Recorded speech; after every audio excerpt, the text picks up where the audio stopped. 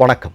நம்முடைய தமிழ்நாட்டினுடைய இளைஞர்களின் எதிர்காலம் மிகப்பெரிய ஆபத்தை சந்திக்கப் போகிற அளவிற்கான ஒரு முக்கியமான திட்டத்தை ஆர்எஸ்எஸ் கையில் எடுத்திருக்கிறது.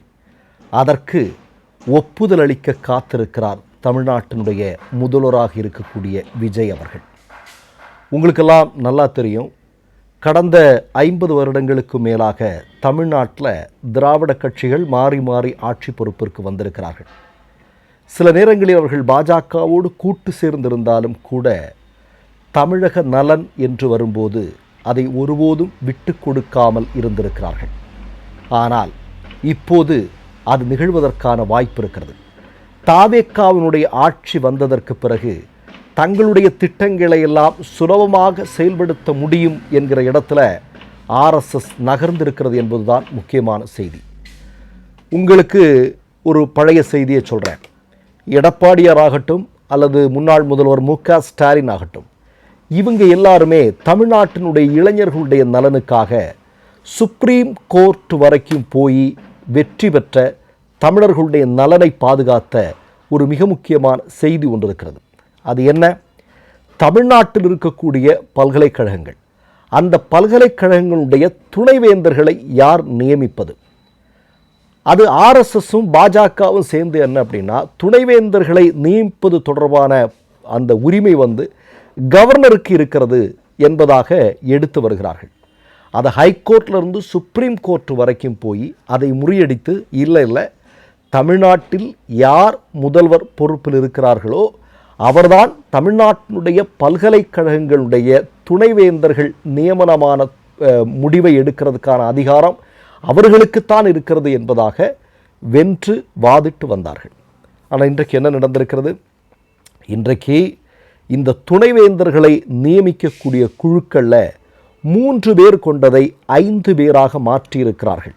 அந்த 5 பேரை மாற்றியமைத்திருப்பதை ஒத்துக்கொண்டிருக்கிறார்கள் தமிழ்நாட்டினுடைய தாவேக்கா அரசு. இது எவ்வளவு பெரிய ஆபத்தை தமிழ்நாட்டிற்கு விளைவிக்கப் போகிறது என்பதை நான் உங்களுக்கு சொல்லி தெரிய வேண்டியதில்லை. உங்களுக்கு எல்லாருக்கும் நல்லா தெரியும்.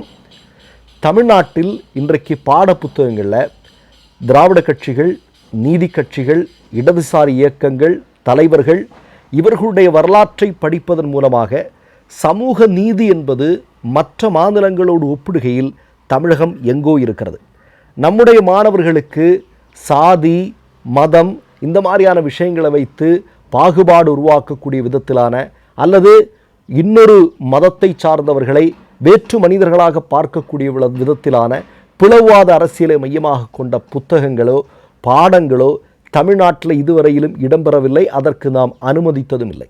அது திராவிட கட்சியினுடைய ஒரு மிகப்பெரிய வரலாற்று சாதனை. இன்றைக்கு பாஜக ஆட்சி நடக்கக்கூடிய மாநிலங்களில் எல்லாம் இன்றைக்கு என்ன நடந்து கொண்டிருக்கிறது? குஜராத்தில் படிக்கக்கூடிய பாடப்புத்தகங்களில் பிள்ளைகள் என்ன படித்து கொண்டிருக்கிறார்கள் அப்படிங்கிறது நமக்கு நல்லா தெரியும் இல்லையா? இது போதாதுக்கு மோடி அவர்கள் ஆட்சி பொறுப்பிற்கு வந்த பிறகு ஒரு மிக முக்கியமான துறையினுடைய ஒரு அறிவியலாளர் சொல்கிறார், நான்வெஜ் சாப்பிட்றதுனால தான் நிலநடுக்கம் ஏற்படுகிறது என்று ஒருவர் சொல்கிறார். மாட்டு மூத்திரம் குடித்தால் பெரிய பெரிய நோய்களெல்லாம் போயிரும்னு சொல்கிறான். மாடை தடவி கொடுத்தால் கேன்சரே போயிரும்னு சொல்கிறான். இதெல்லாம் பாடத்திட்டங்களுக்குள் கொண்டு வருவதற்கான மிகப்பெரிய திட்டம் ஆர்எஸ்எஸ் சங்கபரிவார கும்பலுக்கு இருக்கிறது. அதற்காக இந்த துணைவேந்தர்களை நியமிக்கக்கூடிய இந்த 5 பேர் கொண்ட குழு அப்படிங்கிறத ஒத்துக்கொண்டிருக்கிறார்கள் தாவேக்கா அரசு. இப்படி ஒத்துக்கொள்வதன் மூலமாக என்ன நடக்கப் போகிறது அப்படின்னா, ஆர்எஸ்எஸ்னுடைய அஜெண்டாக்கள் தமிழ்நாட்டில் மாணவர்கள் படிக்க வேண்டிய சூழலுக்கு தள்ளப்படுவார்கள். அப்படி படித்தால் என்ன ஆகும்? இந்த மோகன் பாகவத் என்ன சொல்கிறார்? ஆங்கிலம் படிக்காதீங்க, நம்முடைய பாரம்பரியமான உடைகளை உடுத்துங்க, ஏன் கோட்டு சூட்டெல்லாம் நீங்கள் போடுறீங்க அப்படின்னு கேட்குறாங்க. அதாவது நம்ம உடம்பை மறைக்கிறதுக்கே போராடித்தான் நாம் துணியை வாங்க வேண்டியிருந்தது இல்லையா? அதற்கான போராட்டங்கள் இந்தியாவில் எவ்வளவு நடந்திருக்கிறது என்பது நமக்கு தெரியும். தோளில் துண்டு போடணும்னா அதற்கு போராட்டம் இல்லையா? இதையெல்லாம் கண்டு வளர்ந்திருக்கக்கூடிய சமூகம் நம் சமூகம். இன்றைக்கி அவன் என்ன சொல்கிறான் அப்படின்னா, இங்கிலீஷ் படிக்காத நீயே, அதே மாதிரி உன்னுடைய பாரம்பரியமான உடைன்னு ஒன்று இருக்குது, அதுக்கு நம்ம பாரம்பரியமான உடை என்ன? கோவணமா? கோவணத்துக்கு போகணுமா நாங்கள்? அப்போது இது போன்ற பல்வேறு திட்டங்கள், இதை எல்லாத்தையும் பாடத்திட்டங்களில் கொண்டு வந்து அடுத்து வரக்கூடிய மாணவர்களுடைய மனதில் நஞ்சை விதைப்பதற்கான திட்டத்தை ஆர்எஸ்எஸ் சங்கபரிவார கும்பல்கள் கொண்டு வர துடித்திருக்கிறார்கள். அதற்கு செவிசாய்த்து அதற்கு ஒத்து கொண்டிருப்பதாக தகவல்கள் வந்து கொண்டிருக்கிறது. ஏன் விஜய் இதையெல்லாம் ஆர்எஸ்எஸ்க்கு ஒத்து போகிறார்? இன்றைக்கு காலையில் கூட நான் ஒரு பிரபலமான வார இதனுடைய தலைப்புச் செய்தி, இப்போ கரூர் தொடர்பான விஷயத்தில் சிபிஐ விஜய்க்கு ஃபேவராக நடக்கப் போவதாகவும், அதற்கு விஜய் என்ன பண்ண போகிறேன்னா ஆர்எஸ்எஸ் என்னெல்லாம் சொல்ல வருதோ அதையெல்லாம் கேட்கப் போவதாகவும் செய்திகள் வெளிவந்து கொண்டிருக்கிறது. துவக்கத்திலே உங்களுக்கு தெரியும், இன்றைக்கு கல்வி அமைச்சராக இருக்கக்கூடிய விஸ்வநாதன் துணைவேந்தர்கள் நியமனம் தொடர்பாக என்ன பேசினார், பிறகு தமிழ்நாடு கொந்தளித்த போது வேறு என்னவாக பேசினார் அப்படிங்கிறதெல்லாம் நம்ம கண்கூடாக பார்த்தோம். மீண்டும் மீண்டும் சொல்கிறேன், திராவிட கட்சிகளுடைய வரலாற்றில் அவர்கள் ஆண்டு கொண்டிருந்த காலகட்டத்தில் நம்முடைய தமிழர்கள் நலன், நம்முடைய மொழி சார்ந்தோ நம்முடைய பண்பாடு சார்ந்தோ நம்முடைய கலாச்சாரம் சார்ந்தோ அதை தொடக்கூட நாம் அனுமதித்ததில்லை. ஆனால் இன்றைக்கு அது வேறு விதமாக வந்திருக்கிறது.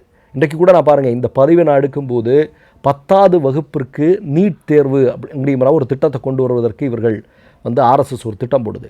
அடுத்து அது மட்டுமல்ல, நீங்கள் 3வது மொழியில் பாஸ் பண்ணி ஆகணும். சிபிஎஸ்சியில் படிக்கக்கூடிய பிள்ளைகள் 3வது மொழி ஹிந்தியில் நீ பாஸ் பண்ணி தான் ஆகணும். நீ எடுக்கக்கூடிய மொழி அது கண்டிப்பாக ஹிந்தியை திணிக்க போகிறாங்க. 3வது மொழியில் நீ பாஸ் பண்ணால் தான் நீ 10ஆம் கிளாஸ் பாஸ் அப்படின்னு ஒரு திட்டத்தை கொண்டு வர போகிறாங்க.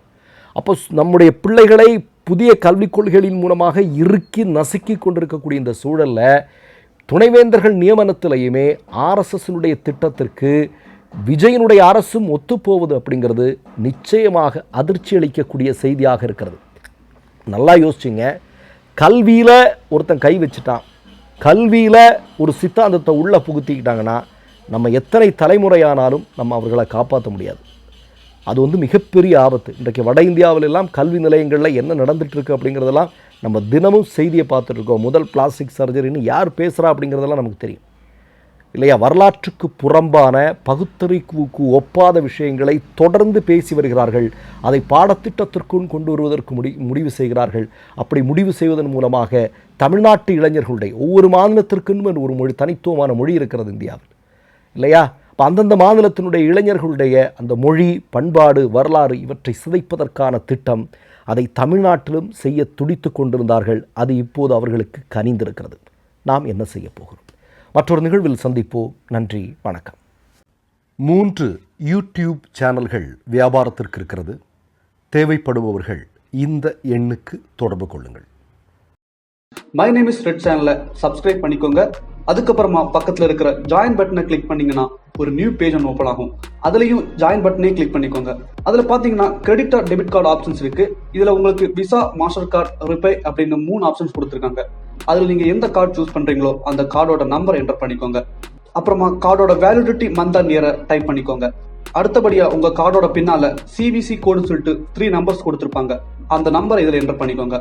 அப்புறமா அட்ரஸ் அண்ட் இன்ஃபர்மேஷன் என்டர் பண்ணிட்டு பைங்கிற பட்டனை கிளிக் பண்ணிக்கோங்க. ஒருவேளை உங்க கார்டு நம்பர் இன்வாலிட்னு காமிச்சிச்சுன்னா உங்க கார்டுல இன்டர்நேஷனல் யூசேஜை எனேபிள் பண்ணுங்க.